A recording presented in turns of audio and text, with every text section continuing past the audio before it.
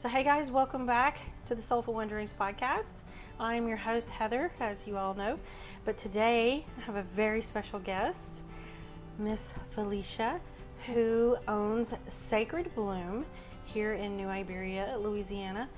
And I'm just really excited. I don't even know what all we're going to talk about today. I'm excited to see what we talk about. I know this could get, we'll see how we do. We'll see how we do. So, I guess let's start with, do you want to start with why you opened Sacred Bloom, or do you want to start with kind of maybe where your journey started? Wherever you want to go. Let's say, maybe where did your spiritual journey start that probably led you here? So in 2018, I had a difficult experience in my life. One that I probably shouldn't have survived, but I was able to survive. And looking back at that, it was just like ready for a change. It was like wanting to do things differently, not wanting to go back to my old ways.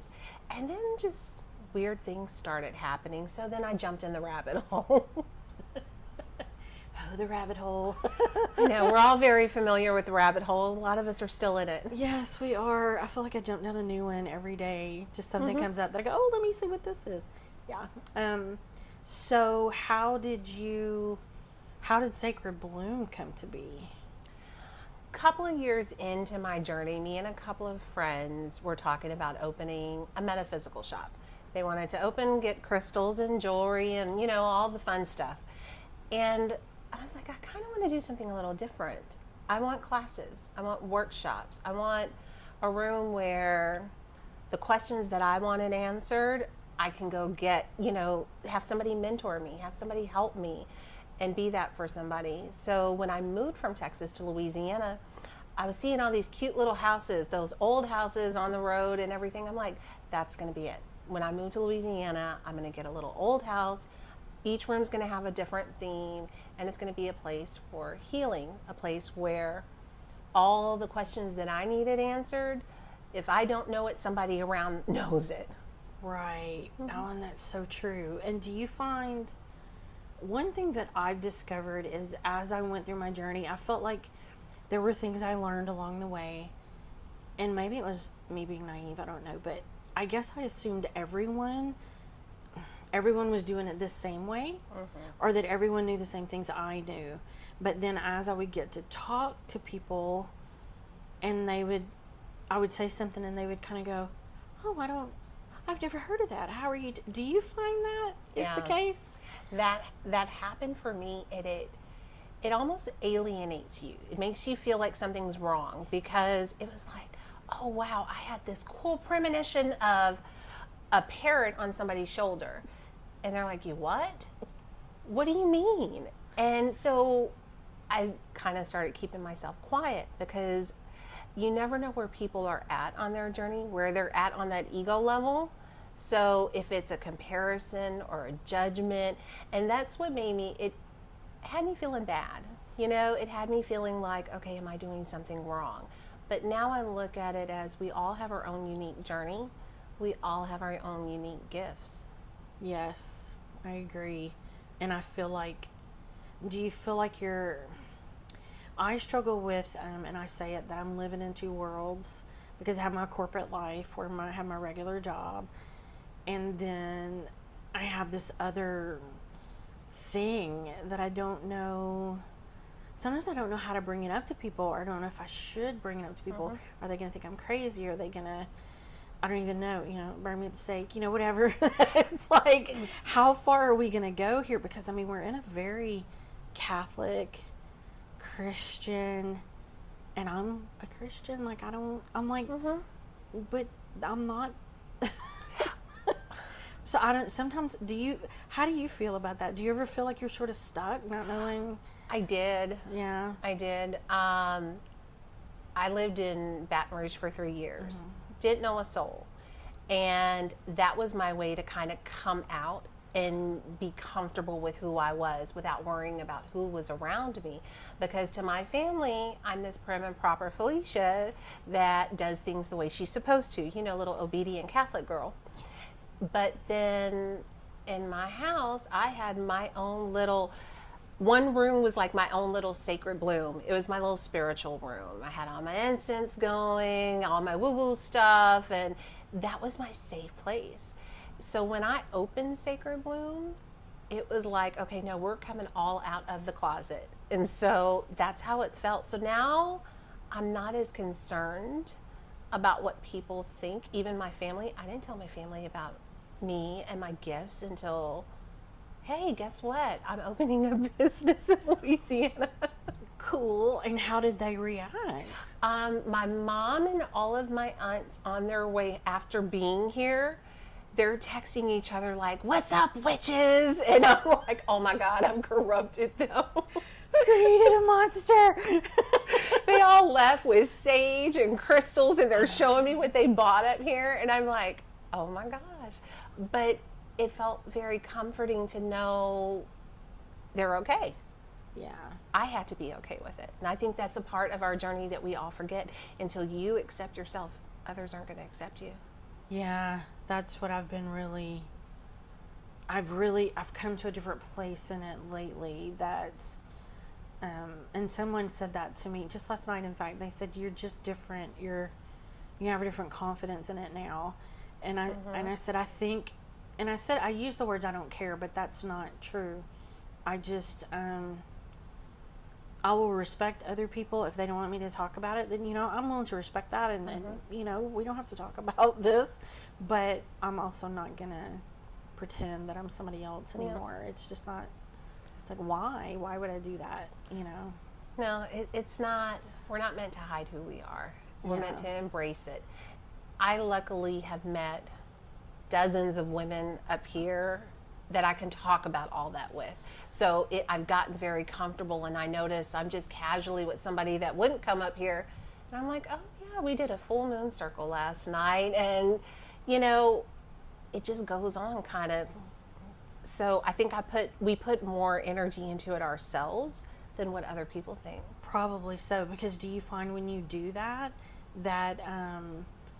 are you getting kind of that standoffish reaction, or are you getting where they either accept or they just move on? I think people are curious. Yeah. I think I'm seeing an increase in curiosity with people, especially when, okay, so do you not believe in God? No, I believe in God. Do you not believe in Jesus? No, I believe in Jesus. I just don't believe in the way that maybe we were taught. It's very different. I think people are starting to see that there's a lot of unknown, and they're starting to explore for themselves. Yes. Mm-hmm. And I feel like we've just so scratched the surface of all of it. I think it's just starting. There's so much out there that I feel like we've talked about this before, about we've just got to build community. We've got to find each other, or I guess maybe we have to create.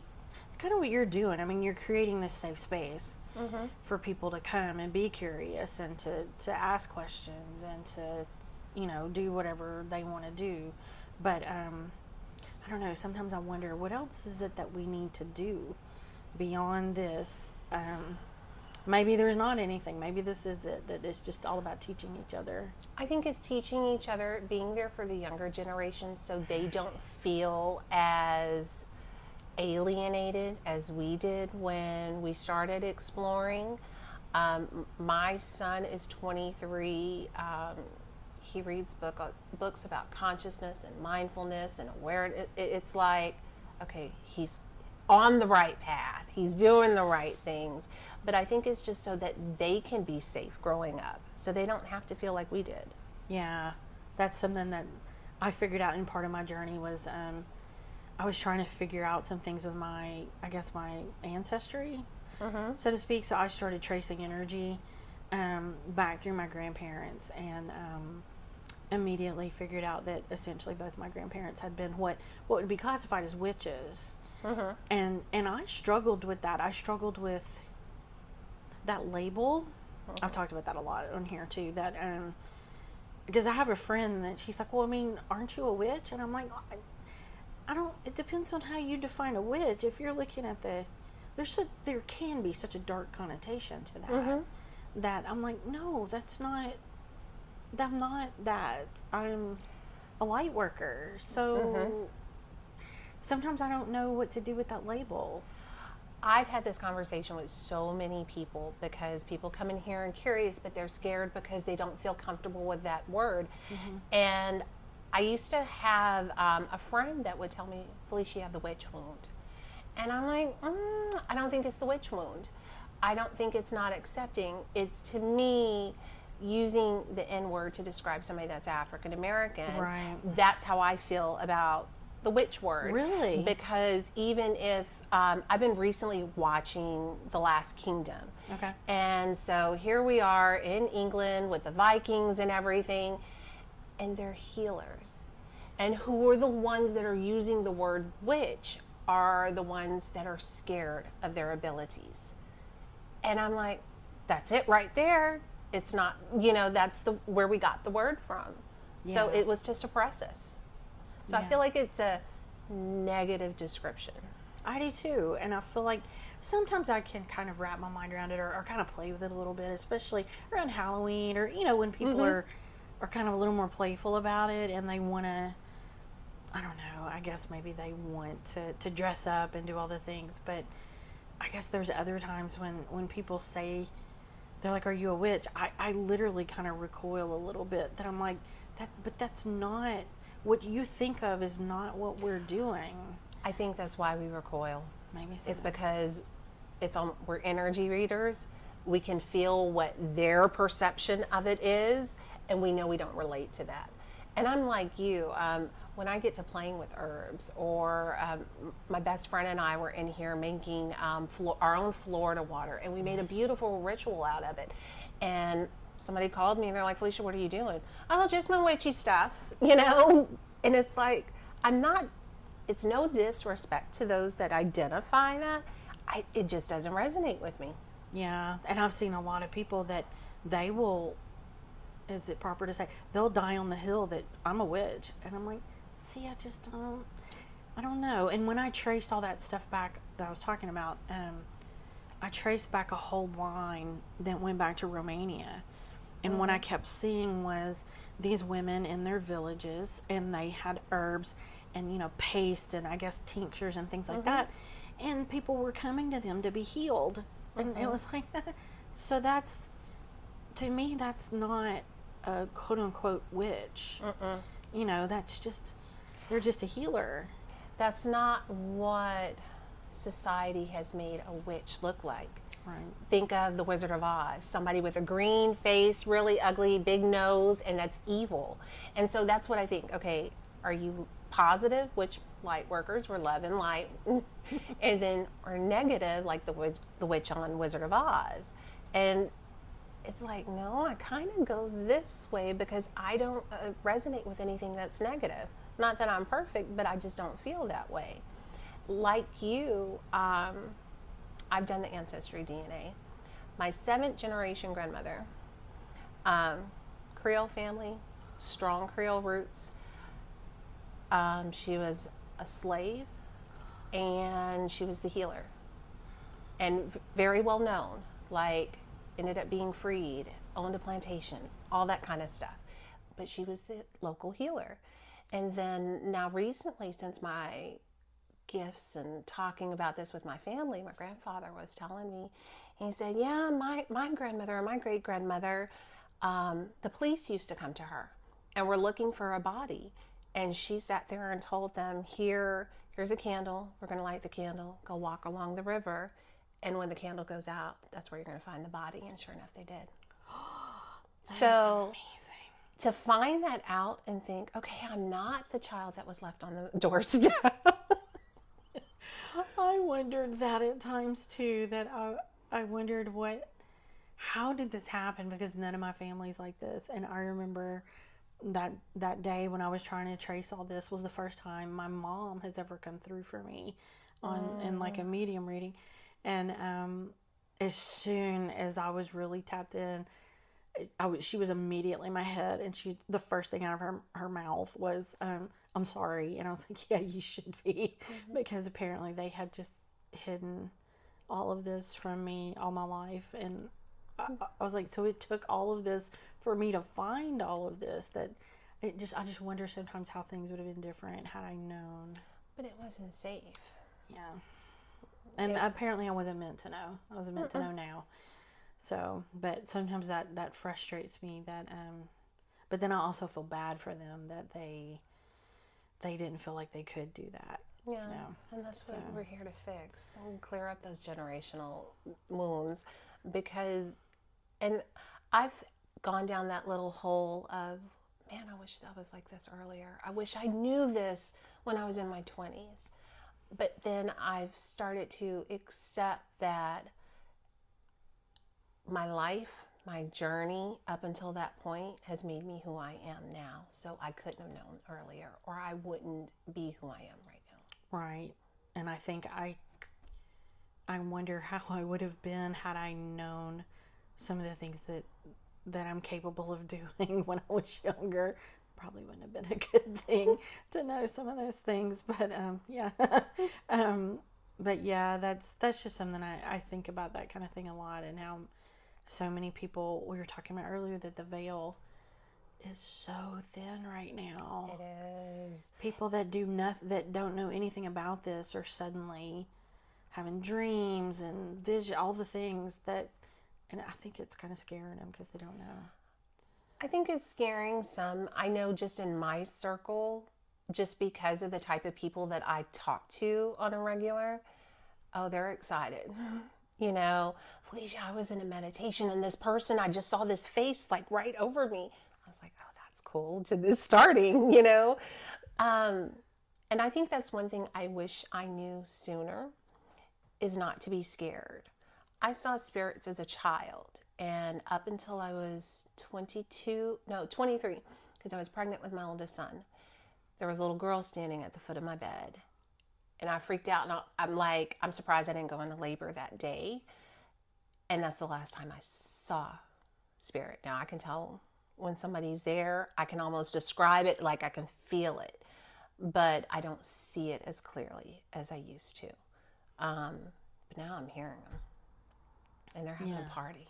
Yeah, that's interesting. And you know, some of the healing work that I've done, and like doing this stuff through theta healing and all the things, it makes me think, like, the fact that you can't see anymore, there may have been some kind of trauma involved there that maybe could be released, or something that would allow you to. I was scared. Yeah. I sleep with my light on still. I cannot be in darkness at all. There's little hall lights or something all around my house. And it's because as a child, I would see it, and I didn't have anything to do. You know, I didn't have nobody to go to. Yes, my parents were there, but we kind of had a strict household. So I didn't feel comfortable going climb in the bed with my mom. I even had my little sister come climb in the bed with me because I was scared to sleep alone. So I think that's why I don't see it still. Yeah, your mind's kind of not letting you go there. Mm-hmm. Yeah, that's one of those things. And don't you find it interesting as we go through all of this? I've just had things just recently that just pop up out of nowhere that I'm like, oh, yeah, I probably need to try to heal that so that I can get past that point, you know, and how the more we do this, it's so much easier to recognize it now in myself, that I go, oh yeah, that's something I need to work on. Let me like put that on the list, you know. It's that awareness. Yeah. I had a holy fire Reiki session recently where somebody administered on me, and what came to me is releasing that resentment from what I needed to heal. Because we may think, okay, I've healed that, I'm good. But there's this little door that's still cracked open of, I don't like you for doing that to me, you know? And all I could feel was like it lifting from my heart and letting go. And I think that's sometimes what we need to do. And it's like, okay, I don't have to talk about this anymore. I'm not going to let this hurt me anymore. I don't have to worry about it. Yeah. I love when that happens too. When we just see that thing, or, I don't know, figure out that thing, or, you know, but I love that. That's one of the best things about this journey. But I also find healing myself is probably one of my harder. I can heal other people. Like I can talk to you and we can figure out what's going on and we can, okay, well let's release this or do this. But when I'm trying to do it to myself, it's like I just get stuck. I can't. I think we all do. All of us healers do. It's like we know what to do, but nope, I'm going to sit here and sulk first because I'm mad that I'm going through it again. Yeah, there's definitely that. I definitely have a lot of resentment for some of this stuff. Oh my goodness. Okay, so going back, we were talking about the veil's thin energy. I don't know if we were talking about that on camera or not. We were talking about how energy is just out of control right now. This year has been crazy. There are days I just don't even know what to do with it. There are days I don't know what day of the week it is. It's like time has completely shifted and it feels like it was January 1st, like yesterday. And they weren't kidding about the fire horse. Mm-hmm. I've been saying that the fire horse has been dragging me since February, and I'm just holding on. Things are moving really quickly. There's been a lot of final shedding that has happened. Things that, when you're very aware, you know what you're supposed to let go of. You know what you're supposed to be doing. Maybe even like habits within yourself. And it's like, Spirit's like, okay, you haven't done that yet? Here, let me rip the pacifier from you. So that's what this year has been like. Yeah, let me give you a little hand with that. Exactly. We're just going to rip the Band-Aid off. And then it's been ups and downs. There have been times where I wake up and I'm like, why do I want to cry? Why am I emotional? What is this? This is not mine. Yes, I've had a lot of that too, where I'll just all of a sudden be really angry. And I'm looking around going, why are you angry? There's nothing's happened. What is going on? But I don't even know. It's almost like I don't know what to do with it because I don't know where it came from. And I don't know. It's like, okay, well, let me just let it pass. And eventually it does. But it passes. And I've noticed that too because I walk around here. I'm normally happy, smiley, and in a good mood. And I'm like, going into a class and I'm like, I am not myself today. It's like, I don't know what's wrong. I kind of want to bite somebody's head off, but I don't know who and I don't know why. And then it kind of goes away and I'm like, okay, who was that? Now, my theory is the healers are going through the integration first to be the guides for the people that come after. yeah. And I've had to start, it's almost like working that power of your mind. It's like, okay, I'm sad today. I want to cry. But why? You have the power over that. You have control over your emotions and your feelings. There is nothing that has happened to make you feel this way. So let's turn this around. And I really focus, and it may take me just a minute or two. And it's put crazy music on, find something to laugh at or something. And it kind of gets me out of the funk because the old me would just want to sit in the funk for about a week. Now we're like on 2 days. Maybe that's it. Maybe it's that, because I definitely think, we were talking about awareness. So I think there's definitely, when it happens, I'm aware of it, but I can't stop it. I'm like, cursing people out and I don't know why, but yeah, it's almost like maybe that is it, that we've got to just figure out how to process through it so we can get to that point where we can then let it go and really, because we know it's not ours the whole time, but we've got to, I guess we've got to pass through it before we can. It's lately, there's been a lot of shifts lately in the energy, like things feel weird, almost like I'm looking at the sky, or I'm like, okay, it feels like a simulation or something. Yeah. And I'm like, okay, well, if this is a simulation, if it's a program, let me reprogram my brain. We're not going to be sad. We don't have time to be sad today. We got to keep rolling, and we don't have a damn reason to be sad. And so it's almost like, okay, my switch went off. Let me just turn it back on.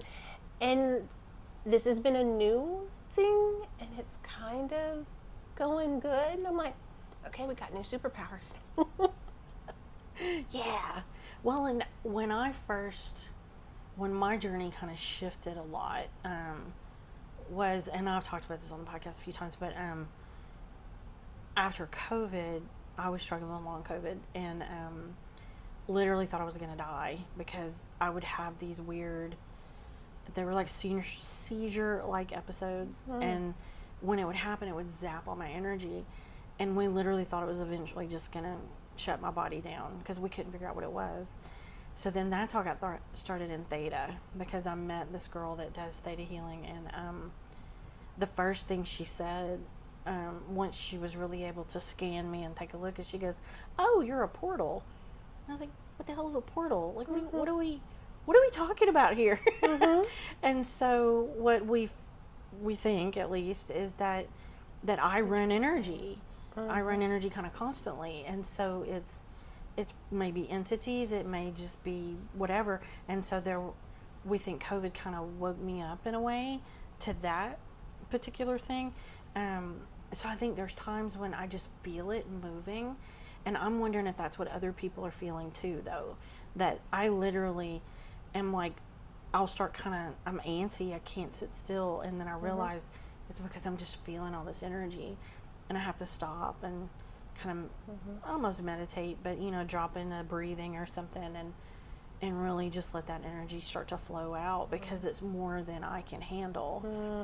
But that's when you said integration, it just made me think that I think a lot of us are doing the same things, that all this energy, because as we all wake up and as we all do this, our collective conscious is going to raise. Exactly. And everybody's got to integrate to all of that. I mean, and we're not all going to rise at the same rate, and nobody's journey is the same, but we all have, it's like I said, superpowers. Because what I was immediately getting from you is you cleanse the energy. It's like energy is coming through you. It's almost like alchemy. Resetting it. And then while you were home from COVID, it was easier for you to feel it because you didn't have everybody else's energy around you, so you were able to recognize it. Yeah. And I've heard people say that they're like, actually, sometimes an event in your life can almost switch it on or off. And so that was kind of an opinion that maybe once I got sick, because the first time it happened, I was running a high fever from COVID. And so they said it was probably, that was the assumption that we made. And one of the thoughts too was, you had a lot of these people that died from COVID, but it was just so weird. A lot of it was just so sudden and weird, and it was almost like they didn't really know what was going on, and then all of a sudden they're sick, and then they're gone. And like I said, my friend Gina that helps me with this a lot, she mentioned that she wondered if one of the things I was supposed to do was I was connected to some of those people, and I needed to help them pass, kind of help them pass over, because they're sort of stuck, not knowing, they don't know what the heck's going on. And so I tried that one night. Let me see how this goes. And I did find some people that they were like, "Hey," and I'm all, "Okay, we got this. We can do this," and I was able to help them. No, that makes a lot of sense. Because as you started talking, I was like, okay, it's all the people that were passing. There was an influx of deaths. Yes. Across the world. So many. And I never thought, now I have mediumship nowhere near, and I don't practice it too much, but I never thought how mediums felt during that time, because I'm sure it was, lack of a better word, like an apocalypse, because you're like feeling all that energy coming to you at once. Yeah, huge influx. And there are times when I think I feel I'll have an influx and I don't really know what it is, and we've wondered if there's something going on somewhere just kind of around the world, and I just happen to be picking up on it. And I know I'm not the only one that this is happening to. So the energies are just, back to your point, that the energies are just they're insane. It has been the energy has been insane, and that's one reason I practice my mediumship when I want to. You know, I used to work on a call line doing readings for people, and that was just one thing I would never do on the call. But I had to learn to shut off, and I've gotten really good with my shut off, because when it first started happening, I wouldn't sleep at night. I'd be like, okay, my eyes are closed, but I'm seeing all these people, and it's like they're reaching out or they're waving. They want you to see them. And I'm like, okay, no, I'm seeing all these people. I can't sleep. There's people like right there in front of me. And so that's when my mentor was like, okay, Felicia, you got to shut off. You got to disconnect. And then when I shut off, it was like, okay, now I can rest. And I think I slept for a couple of days after that, because it was a couple of days of just not being able to disconnect. Yeah. That's what somebody told me when I first started doing it. I was like, how do you stop it? And they're like, well, I mean, you set a boundary. You tell them, when I'm in my bedroom, I'm off limits, you know, or when I'm doing whatever. Because I would just tell them, when I'm at work, don't mess with me, because I'm trying to work. Now, they still do sometimes, but we don't want to be committed. yes, like, I do need to do my job, and I can't have my boss coming out going, what's happening? But I don't think I've ever talked about this part, that I actually had a friend at work that passed away about, it's been 2 years